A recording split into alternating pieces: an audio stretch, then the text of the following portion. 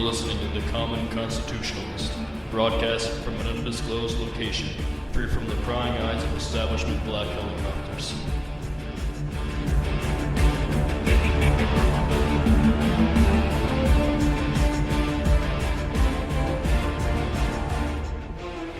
Welcome back. This is The Common Constitutionalist coming at you once again, and it is springtime in New England. Hooray! It topped 50 degrees today. Happy day. Went out with my son today, played a little lacrosse. It was good, a little mushy, but good. And I'm a happy man. The piles of snow are down to like maybe 10, 15 feet in some of the parking lots. So, hey, what are you going to do?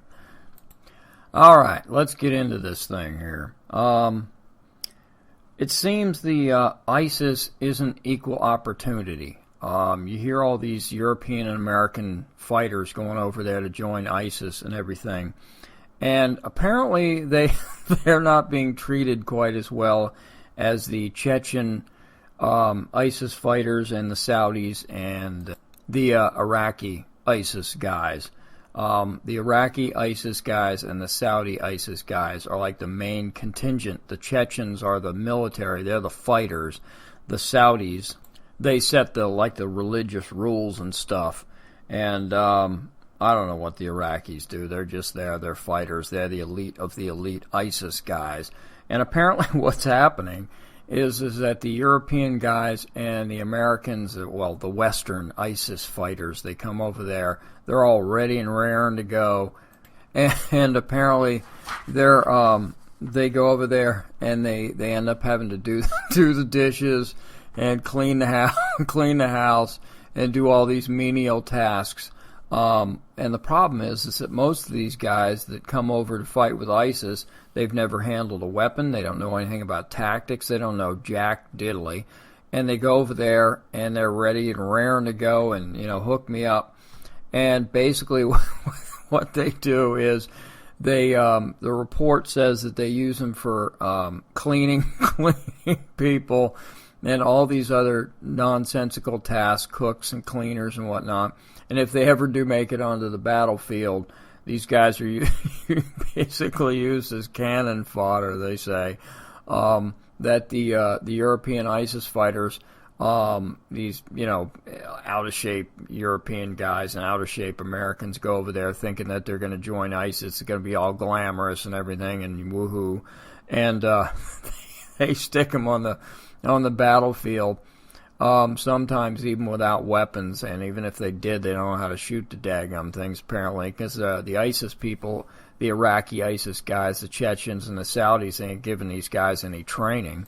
And what happens is that if the ISIS guys get into a battle against whoever, the Iraqis or the Syrians or Assad's army or whoever the heck it happens to be, and they think they're going to lose the battle or they're going to take heavy losses, they'll send these guys up to the front for cannon fodder, and they'll if they got to sacrifice somebody, it's going to be these jopes, and that's the way it works. It's like the threat. What was that? It wasn't McHale's Navy. It was where Sergeant Schultz and Colonel Klink, Stalag 13, the TV show, where they were always scared that if they did something wrong, they were going to be sent to the Eastern Front or something like that. And that's how these European and American ISIS guys apparently are treated, not very well. So what's happening is that in order to earn their chops, so to speak, these European and American, well, particularly the European ISIS guys, they get no respect from the regular ISIS fighters. And so what they're doing in order to gain the respect is they're getting more and more vicious with their attacks on civilians and captives, that they're treating them like crap, they're beheading them and starting them on fire and whatnot. And this isn't necessarily the doing of the regular ISIS guys, not that these guys aren't evil SOBs anyway, but it's the European fighters that are going over there and they're having to prove themselves. And so these attacks are getting more and more vicious, more and more brutal, and more inhumane, just to prove so these Europeans can prove to the ISIS regulars that they're worthy of being there. And that's what's going on with the radicalism. Well, radicalism, they're radical to begin with. But the ultra viciousness of the ISIS attacks, these beheadings and assassinations and people being set on fire and all sorts of brutality. That's what's going on. It's these European ISIS fighters that are trying to earn the respect of the ISIS regulars, and so they're having to go and just ramp it up and be more ultra-radical every time they do something in order to get noticed. It's kind of like a Darwinian theory in action or something like that. Only the strong survive, or survival of the fittest, or the natural selection process or something like that. And that's the only way that these European ISIS guys, assuming they ever fit in or they're ever accepted, they're only accepted because of their ultra brutality, and that sucks. I mean, it's just unbelievable that that's what they have to do. But such is life in the ISIS ranks, I guess, unfortunately.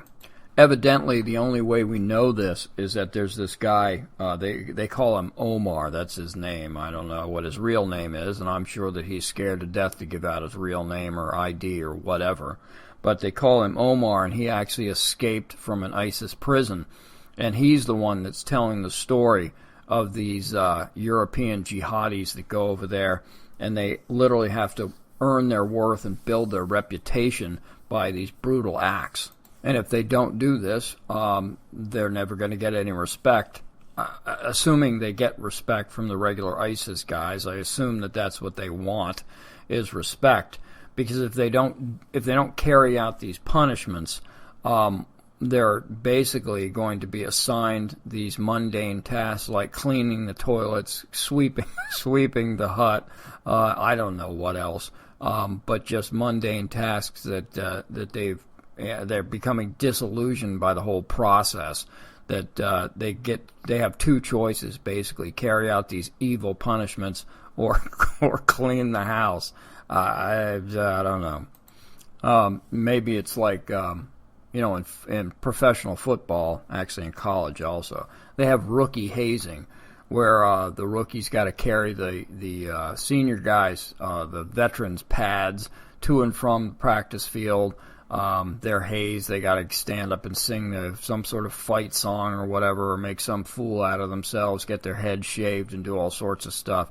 It's obviously not violent. They don't have to behead anybody or set anybody on fire, but it's basically the same type of behavior, if you could call it that, is having to earn your way in to the ISIS command, so to speak. And I don't know, the report doesn't say whether if they do X, then Y will happen or whatever. It's just that these European and American ISIS fighters are going over there and they're becoming disillusioned. Whether that's why they come back or not, I have no idea, because we obviously know now, and most of us have known for a while, there hasn't been any proof, that these American ISIS, the Europeans, I'm sure it's the same way, they go over there, they're supposedly getting training, but now apparently they're not. Maybe they're getting training on how to clean toilets. Could you imagine cleaning the toilets of these skanky, nasty ISIS fighters? Holy crap, literally. Yo, baby, that's nasty. And then they come back to America. And I don't know whether they're coming back on a mission or whether they're coming back just to say, this was not exactly what I signed up for, and I'm never going to be accepted by these schmoes, so I'm coming back. Don't know. I'm not sure what the deal is. And unfortunately, with this administration, we may not find out until some guy has a bomb strapped to his chest and walks into some train station or bus station or football stadium or something like that and blows himself to smithereens, taking hundreds or thousands of people with him. Who knows? I don't know. I sure hope we never have to find out. But it's very interesting, the fact that they've got these cliques inside of ISIS where these guys are assigned certain duties Like I said, the Chechens are the military wing, so to speak. The Saudis are the religious wing. They're the drivers of the Sharia crap. And then you've got the regular fighters like the Iraqis and the Syrians. Well, actually, I guess from what I understand, the Syrians even don't fare too well, so to speak. And then it's the European and the Americans that kind of bring up the rear, unless, of course, they need some cannon fodder, and then and then they'll bring up the front. So that's about all I got for ISIS, and I will return momentarily.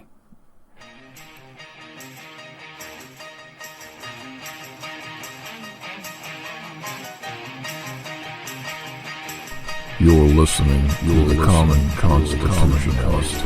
Let the truth be known.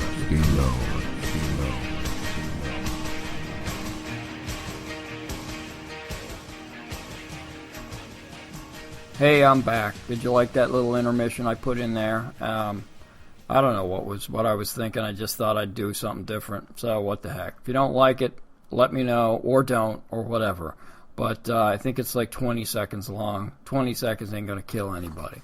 So anyway, maybe I just wanted to remind people who they were listening to. I don't know. So moving on, a climate update.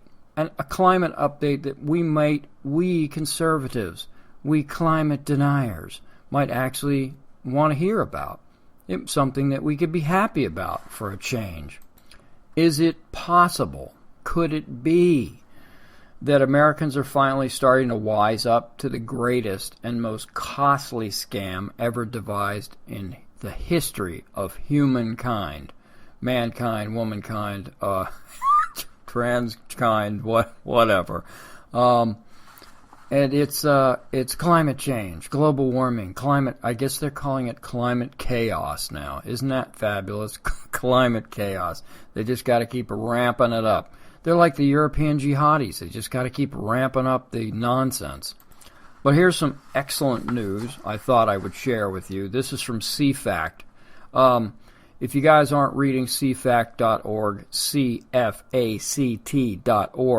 it is all climate all the time. These guys are awesome when it comes to climate denial like us. Anyway, last Thursday they reported that the West Virginia Board of Education voted yesterday, I guess that would be Wednesday, to put an end to months of controversy and open up teaching standards to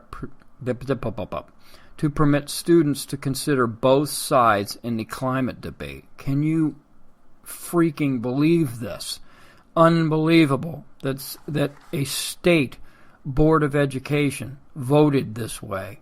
This is a good sign, folks. The report said that the original standards forced students only to consider rises in temperature, that the amended standards substitute changes and permit students to consider natural forces as well as human activity when the study of climate is done. This is awesome. This is great, and this is the entire State Board of Education of West Virginia. Bully for them. But of course, naturally, as one would expect, there are detractors of this policy. The left is none too happy about the policy. As you could imagine that they might not be. This whole thing actually started in, it was last December, maybe it was November, something like that. But in January, Salon.com, that right-wing rag, yeah, right-wing rag. You can't get any more lefty than Salon.com, people.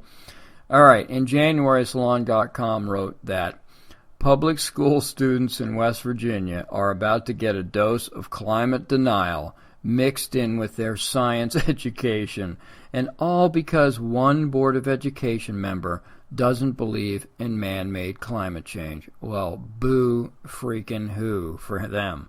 It's just unbelievable, man. They cannot handle a debate. Well, let me first clear up one thing that Salon got dead blank wrong.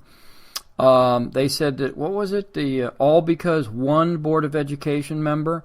Well, this guy must have been awfully persuasive, because the board voted 6-2 in favor of amending the standards. That's 6-2, Salon, not 1. So I got to tell you, this guy he persuades 5 other people to come to his side. That's pretty darn good. Maybe Ted Cruz should get him to work on his campaign or something. I don't know, but that's pretty good.